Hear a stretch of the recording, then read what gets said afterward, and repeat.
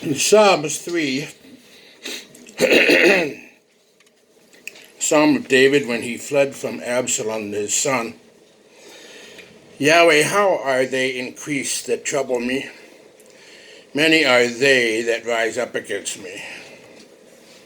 Many there be which say of my soul, there is no help for him in Elohim. But thou, O Yahweh, art a shield for me, my glory and the lifter of my head.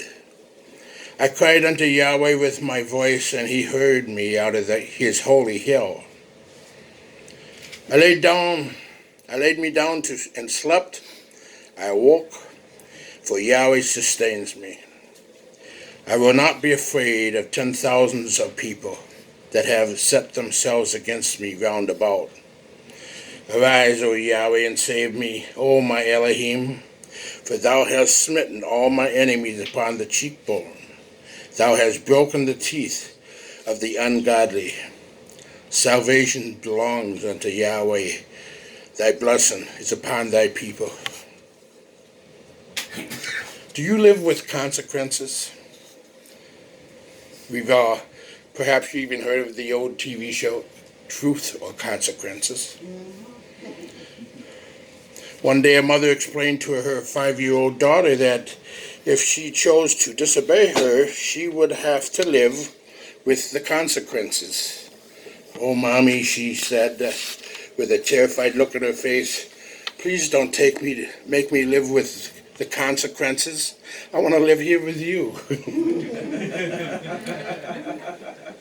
Well, we all live with consequences, don't we? We all live with the consequences of the choices that we have made. This is also true of a familiar Bible character known as the man after Yahweh's own heart. David had to live with the consequences of his sin. So today we are given study of Psalms 3 that was written by David. In the background of the psalm is the betrayal of his own son, Absalom. To truly understand the betrayal, though, we have to look further back into David's life. Now, David's problem began when he took to himself the wife of Uriah the Hittite. This act of adultery led to an even more despicable act on David's part. Instead of protecting and looking out for the interests of the loyal Uriah, he chose to take Uriah's life and cover up his own sin. David's adultery led to murder. From this point onward, David had to live with the consequences of his sin. Many years later, one of David's sons, Amnon, became a bit too enamored with his half-sister, Tamar, and raped her. This enraged Tamar's full brother, Absalom, who sought revenge, and got it by killing Amnon. When David learned about Absalom's crime, instead of dealing with him in a just manner, he simply allowed him to leave Jerusalem. Why? Because David had committed the same crime. He too had committed the crime of murder over a sexual sin. So as a result, David had lost the moral authority to deal effectively with Absalom. In time, the undisciplined Absalom, who thought he was morally superior and a worthier leader than his father, mounted a rebellion. It was a rebellion that caught David by surprise. So much so, the historical text tells us that he fled barefoot and weeping. Think for a moment of the shame David must have felt being opposed and hunted down by his own son. But David was reaping the consequences of that bad choice he had made. So as a result, this man who was known as the man after Yahweh's heart and who had rejoiced in great victories because of Yahweh's intervention, now was characterized by failure. He was characterized by loneliness, by disappointment, and agony.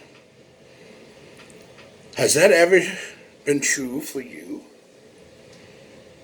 Have you ever felt like a failure because of the poor choices you've made? And you know that more than anyone else, you need Yahweh's intervention in your life because you are powerless to make it different. So this study is for you. We will find in our study of Psalms 3 4 unfolding stages that reveal Yahweh at work in the life of those who will believe. The psalm reveals that Yahweh is at work in David's life. The same can be true for us as well. Psalms 3, a psalm of David when he fled from Absalom, his son. Yahweh, how are they increased that trouble me? Many are they that rise up against me. Many there be which say of my soul, there is no help for him in Elohim. But thou, O Yahweh, art a shield for me, my glory, and the lifter up of my head. I cried unto Yahweh with my voice. He heard me out of his holy hill. I laid down and slept. I awoke, and Yahweh sustained me. I will not be afraid of 10,000s of people that have set themselves against me round about. Arise, O Yahweh, save me, O my Elohim, for thou hast smitten all my enemies upon the cheekbone. Thou hast broken the teeth of the ungodly. Salvation belongs unto Yahweh. My blessing is upon thy people. The first stage is the problem, verses 1 and 2. O Yahweh, how many are my foes? Many are rised up against me. Many are saying of my soul, there is no salvation for him in Elohim.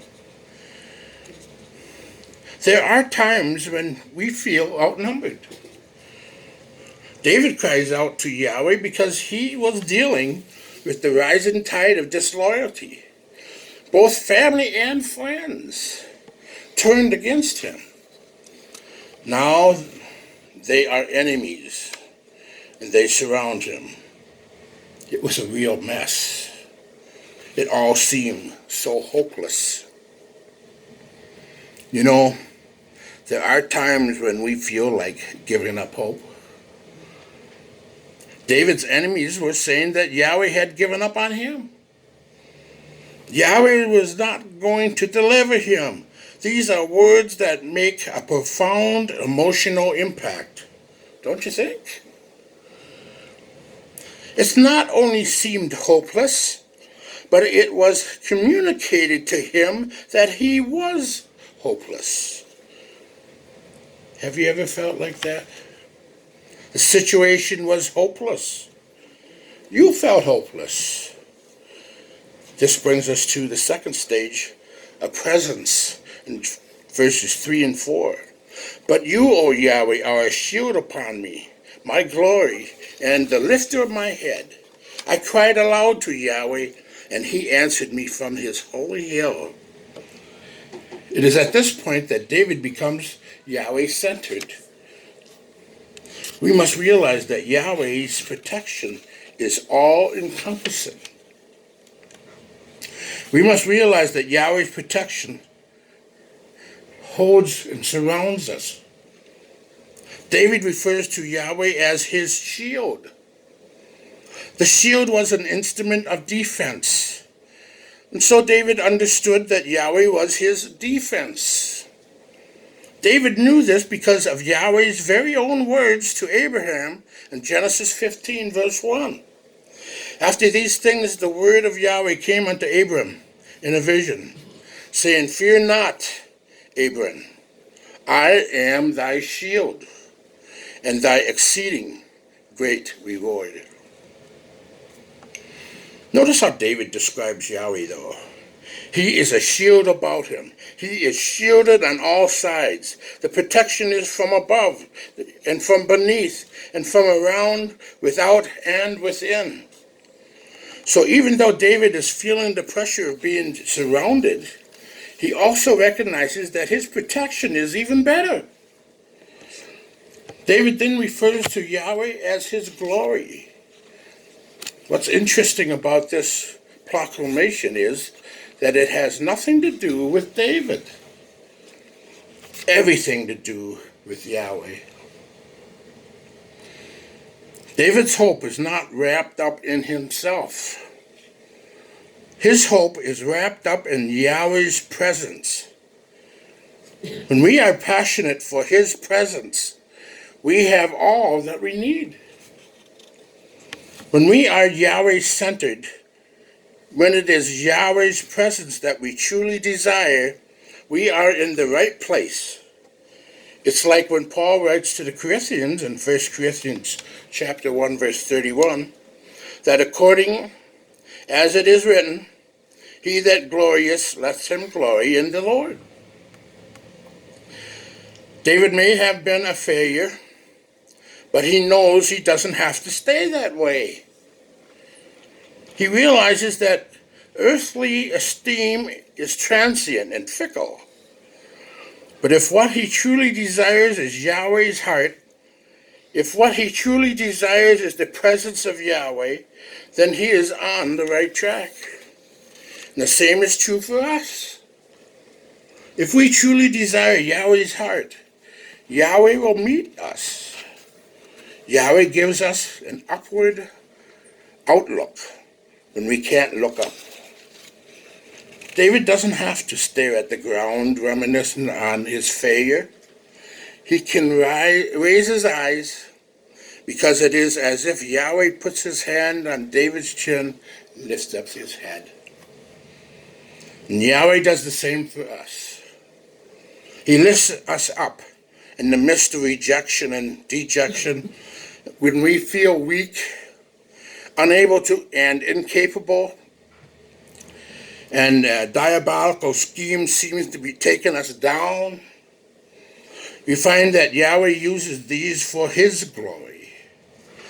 For Yahweh wants to use us for such circumstances to move us towards him. David, even though on the run, looks back to Jerusalem and the temple, the holy hill, and knows that Yahweh hears. Yahweh answers from his holy hill, and he is relearning the lesson that Yahweh would someday teach in Matthew 6, verse 33. But seek you first the kingdom of Yahweh and his righteousness, and all these things shall be added unto you. The third stage is peace, verses 5 and 6. I lay down and slept. I woke again, and Yahweh sustained me. I will not be afraid of many thousands of people who have set themselves against me all around. When we feel paralyzed by anxiety and inner turmoil, it's good to know that Yahweh desires us to rest in him. There's a saying that everything looks better in the morning, and there is a truth to that. For it's a good night's sleep gives one a perspective. But for David, it's even more powerful. For David, a good night's rest means that he survived another night on the run, because they were looking to kill him. And so his faith swells, and he has courage, and it soars. He recognizes the source of his comfort, and that Yahweh is with him. We need to understand the same thing. We need to understand that Yahweh sustains us over and over and over again. Although encircled, perhaps even by the consequences of our own sin, we can confidently face the worst when we are dependent on Yahweh's presence. It is then that we realize that if we are sustained yesterday, if we are sustained last night, then we will also be sustained again today. We do not have to be afraid. They're preaching fear out there. Turn that TV off. We can celebrate Yahweh's goodness and his kindness even though we do not deserve it. This now brings us to the fourth stage, is the punishment. Verse 7. Arise, O Yahweh, and save me, O my Elohim, for you strike all my enemies on the cheek. You break the teeth of the wicked. The tone of this song now takes an interesting turn. For David becomes even more emotional. So David shows us that we can tell Yahweh how we really feel. For David, it is a real emotional outburst. Get up, arise, O Yahweh, I'm in trouble. Save me, O my Elohim. Don't let my enemies have their way. It's not right. David tells Yahweh how he really feels. I do, however, think it's right to desire justice. We are to desire and seek justice. Why? Because when we do, we are like Yahweh. Yahweh is an Elohim of justice. The metaphor David uses is very striking. The cheekbones and teeth represent cutting words, distractions, injuries, perhaps even words that bitten his soul.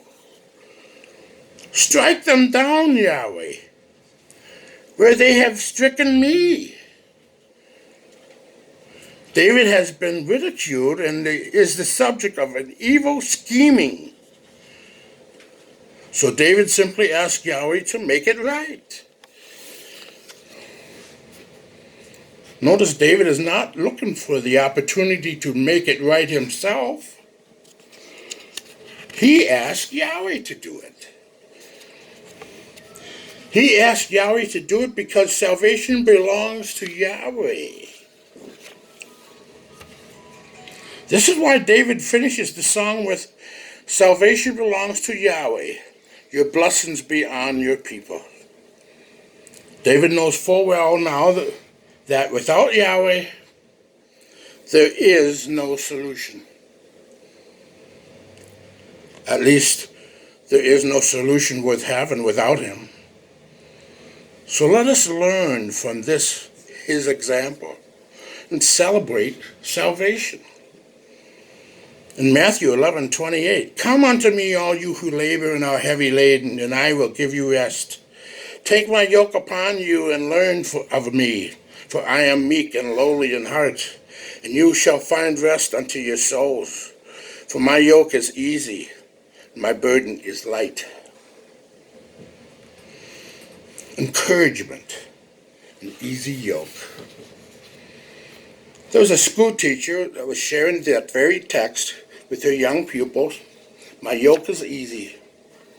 Who can tell me what a yoke is? And the boy raised his hand and said, a yoke is something they put on the necks of animals. Then the teacher asked, what is the yoke Elohim puts on us? A quiet little girl raised her hand. It is Elohim putting his arms around us. I think this is exactly how David felt. Even though he was filled with guilt, shame, and humiliation, and as bad as it felt to be on the run from Absalom, Yahweh has given him something greater. It was the loving hand on the chin to lift his face. It was Yahweh's loving arm around his neck. So realize today that whatever you are facing today, salvation belongs to Yahweh. Any rescue that comes your way is not from your ingenuity. It comes from Yahweh's grace and mercy. It is Yahweh's work alone. So celebrate the blessing. Yahweh blesses. And realize that Yahweh's blessing takes us way beyond victory. It takes us into his eternal presence. This is why Jabez prays, "O Yahweh, that you would bless me." Yahweh's blessing demonstrates to us the height, the breadth, and the depth of his love for us. Failure does not have to be the last word. Yahweh's love can be.